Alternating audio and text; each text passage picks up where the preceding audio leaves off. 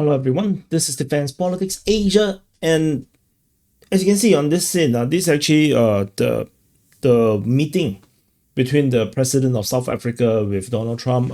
South Africa is in town of DC to meet with Trump and talk trade, talk issues, and also to address the issue about the alleged white genocide, the farmer killings and whatnot that's happening in South Africa.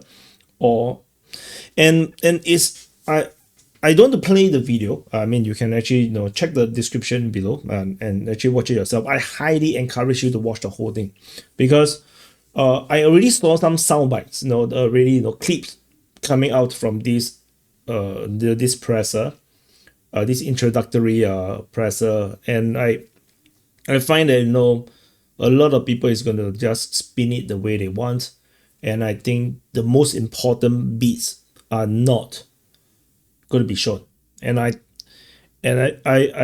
already saw that it's going to be the case, so it's going to be very disappointed. Let me sum up a bit of the things. So the one of the key issues Trump has raised to the South Africa, or basically to the world, is basically to raise this issue about this murders of the white farmers, because just weeks ago, some of these white South African farmers or no white South Africans have asked for refugee status, and they were accepted into the United States, and this issue disturbs the White House a lot. And this is one of the things that is being mentioned. Of course, there's of course the trade war issue, where you're going to talk about trade and investment and whatnot. But this is one of the big issues that it seems to be becoming a big issue. And most of these presser end up is talking a lot about this. However, what is not being, I'm quite sure what is not going to be shown on social media is that this white guy here, he's the Minister of Farming, of Minister of Agriculture. He's a white guy. He's a minister. He's part of this delegation that's coming from South Africa, and he's actually not even in the same party as the president, but he's from a opposition party that decided to work together with the ruling party. And yeah, he hates the agriculture ministry. And on top of that, there are also other folks that came on. These two white guys behind. I'm not sure if you can see. These two white guys behind. These are all very wealthy people from South Africa as well. They are South Africans, and they have asked Donald Trump. They are Donald Trump's friend, and they asked if they can come, because they are South Africans, and they were given a chance to speak up regarding from their perspective the things. And this lady here, this lady is the leader or representative from the biggest union in South Africa, and I just want to break it down, to summarize what the hell is happening. From all these people, that is not the president. Clearly it's not the South African president. But these are just private individuals. They basically highlights the main issues that's happening and plaguing South Africa. It is not the racism issue. Of course, the racism issue is a problem, as per noted by this gentleman over here, the agriculture minister. He said that this racist, or this the political party where they wear the red shirt, the red clothes uniform with the beret, and they're dancing and singing about killing the boer and whatnot. They highlighted that guy and their faction is a minority party. And the biggest political concern in South Africa, at least for the ruling party and the other sensible moderate parties, is that they're worried that if these more extremist or extremist political parties get into power, they might actually really do it, really go into genocidal mode. And that is what something that why these parties are working together, because they need to work together and get South Africa on the right path, so that they do not descend into that kind of problem. Because economic problem, economic hardship will push people to the extreme ends of the political spectrum, and many people would just believe political messaging to blame a certain group of people for their hardship. And in South Africa's situation, race can be quite sensitive, and they might just this extremist party may just point to the whites being the reasons why they are all suffering, despite the whites are the people who are making all the food, because they are the farmers. Most of them are the farmers. So that is the main political issue. And the rest of these gentlemen, they are private citizens, and they do highlight the issues. And from hearing, including the union leader, the biggest issue that's plaguing South Africa, apart from the political side of the racism issue, is that they have immense crime, and they have enormous problem with illegal immigration. The borders are not secure. There are illegal aliens coming from other countries into South Africa and committing crime. On top of that, they have economic issues, a lot of high unemployment, and this also exacerbate the criminality of it. And is this increasing lawlessness and increasing criminalities, crimes that is being committed, gangs and mafias getting more and more powerful, that is causing a lot of these issues in South Africa. And I think it must be very humbling for the South African president, because their political party they have been in power for a very, very long time, and the country only seems to go down, like worse. And it must be a bitter pill for him to just sit there and just take it all in front of the global press, particularly in the United States, in front of a country's leader, especially the most powerful man in the world right now, and is his own citizens all basically speaking and spilling all the hard truth, where they really have problem with policing. They don't have the technology to communicate in rural areas. They don't have the means to stop. And there's one more guy that's behind. I'm not sure if we will be able to catch that guy. Yeah, there's one guy behind. This guy here, I believe is this guy. There's one guy here that is whose family is still farming in South Africa, and shared about the problems that they are facing. Where there are criminals that's trying to burn their farm, steal their equipments, steal their stuff. Even pumping water. The entire pump can be stolen, and it must be super humiliating for the South African president. And you can see that he's trying to put on the strong face. It must be humiliating for the leader of the South Africa, but it is a very it is this kind of situation where the country actually turns around. I just want to say. And one of the interesting note is also this guy here. This guy, he used to be a youth cadet, or part of the youth wing of that racist party, the one in red, singing about all this killing the white people or killing the Boer thing. He used to be part of that group, and he as he grew up, he gets smarter and he changed, and he now is part of this ruling party and doing good work. So there is so much to unpack, which is why I highly suggest you to really watch. It's going to be very hard to watch in the first half, as Donald Trump forced the delegations to face the issue that the United States is worried about, which is this alleged white genocide thingy that's happening in South Africa. Alleged. So and they basically force it and force them to watch. Yeah, this is a scene. They're forced to watch uh the the guy. Yeah, you can see that this guy is forced to watch, him sing and talk about, killing the farmers and whatnot. And and yeah, so basically half of the presser is going to be quite painful to watch, but I still highly recommend you to watch, because it's very satisfying as you watch towards the end, where you see all these different individuals starting to speak and really put perspective into the South African thing. So it's a very weird situation where the genocide thing, the killings are very underreported. All these killings in South Africa is very underreported. Media tends to love to report the negative, crazy stuff happening in South Africa, like power outage and whatnot. But the issues are not really being dug. And of course, this killing of the white farmers is also very under addressed. But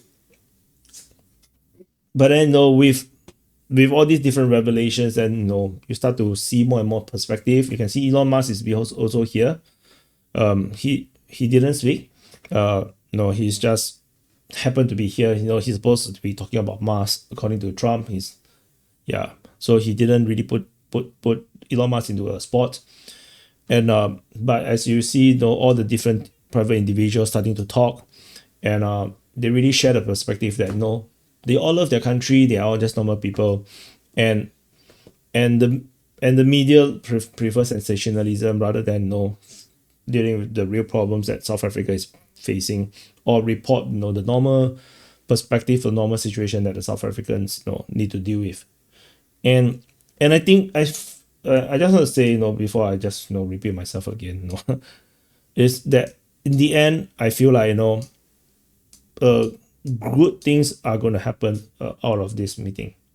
Like I said, when a country is being forced into really facing the real problems in their country in such a way, in such a public way, I feel like it's going to bring about a national conversation within the country. And United States, I feel like they have the means to help in a lot of things, in terms of technology, in terms of know-hows. And the South African side also actually do want, at least the private gentlemen, the private citizens is asking that the South African side, the police stations and whatnot needed Starlink. They needed Starlink to really able to communicate and have the internet to coordinate. And they are basically hoping that Elon Musk could help, and also other technologies. So it's not just investment talk, it's not just trade talk. It's more than that. It's about national security, about borders. So it's very interesting, and I feel like towards the end of this entire presser, I feel like the mood gotten a lot better. I feel like I think United States is going to really help. This presser is very painful, especially I think for the president of South Africa. It's a very very painful presser. It's very difficult. But I think but towards the end, all these people, different individuals have a chance to share their point of view. I think it gives the United States side a much better understanding, beyond just in behind the scene. They really say all this publicly and able to give everybody a perspective. And like me, I learned a lot through this presser. So I think good things is going to happen. So I wish the best to the South African viewers and in the DPA army. I know quite a number of you guys already, so I hope good things is going to come. Some of the things I'm not sure how it's going to happen, because there is high unemployment in South Africa. Asking for investment to create jobs in South Africa might be a bit of a clash with the Trump's plan. I'm not sure how they're going to allow some jobs to go over, or to create more jobs in South Africa. How that's going to be done, I'm not entirely sure. The South Africa did offer rare earth and something, the rare earth, the minerals that United States needs, and that actually solve some of these issues that Donald Trump is worried about. So yeah, I think all in all, there is a lot of bright spot to this. I hope a good deal is going to be done. I hope they're going to help South Africa. I think South Africa deserve a chance. And this come back to the same. This if you pull out a bit more on the macro scale, if you look at the BRICS, which South Africa is part of it. They joined as a fifth member. BRICS do not have South Africa in the beginning. There was only BRIC, BRIC only. Then South Africa joined later. After joining BRICS for all this while, and it seems like joining BRICS didn't really solve the problem that South Africa seems to have. Despite that, the BRICS isn't the kind of partnership that is going to save South Africa. I think South Africa joining it really hope for economic benefits, but maybe this economic benefit just didn't come. And by the look of this meeting, by the look of how the conversations and being done, I feel like, and on top of the India United States deal, and the conversations that they have, the strategic partnership that they're gonna form, and then you have the Putin and Trump's friendship. I think BRICS is done. Like honestly, I think BRICS is done. I cannot see BRICS being a very meaningful organization moving forward by the look of it, especially if United States put a bit of pressure on South Africa to in exchange for the US support and aid and whatnot to secure South Africa's interests, and maybe ask them to maybe you cannot do anything with BRICS, or you cannot participate, or you have to veto any BRICS currency being developed and whatnot. I think I think South Africa might bend the knee to United States regarding this kind of thing, and I'm quite sure India is going to bend the knee regarding this, because India is now hedging on United States to survive the China-led RCEP framework that's happening over on the East Asia part, East Asia, Southeast Asia part. Our RCEP is very powerful cooperation agreement that is creating tremendous competition and pressure on economic pressure on India, which my country Singapore is in. So yeah, I think BRICS is gone. By the sounds of it, by what I can see for now. Anyway, yeah, this is just I just want to I because I watched all this entire presser. I just have so much emotions and thoughts and thinking. I wanted to immediately record this, so that before I forget, because so many things happening around the world. So I thought, yeah, this would be, yeah, maybe some of you guys might be interested. Maybe, many of you guys may not care, and those that don't care will not be here. We will not watch until this point. So, so anyway, that's it. So hopefully, yeah, I just wish my best to the South Africans, and hopefully they can resolve this, racism issue that is, still plaguing the country, the crimes, the gangs, the illegal immigration. I can fully imagine why people want to move to South Africa, because they are one of the richest countries in Africa. The migrants from the rest of Africa looking for jobs, who knows, does make sense to try to go to South Africa and see what they can get. That isn't surprising at all. So that's it. So hopefully we will see some good news, and thank you for watching. Happy birthday to you if your birthday today, and congratulations to the South Africans. I really strongly feel like you guys are going to get something positive out of this, and my heart goes to you guys and to the people who have died in South Africa due to all these criminalities and alleged white genocide thing, and actually, honestly, it was also noted by the lady, by this lady. The people who died is not just the white people. A lot of the the black South Africans have died. A lot. So so like I say, you can see his face. It's really painful for him to be sitting there and just listen, and he cannot run away. So yeah, credits where credits due, and I'll see you guys in the next update.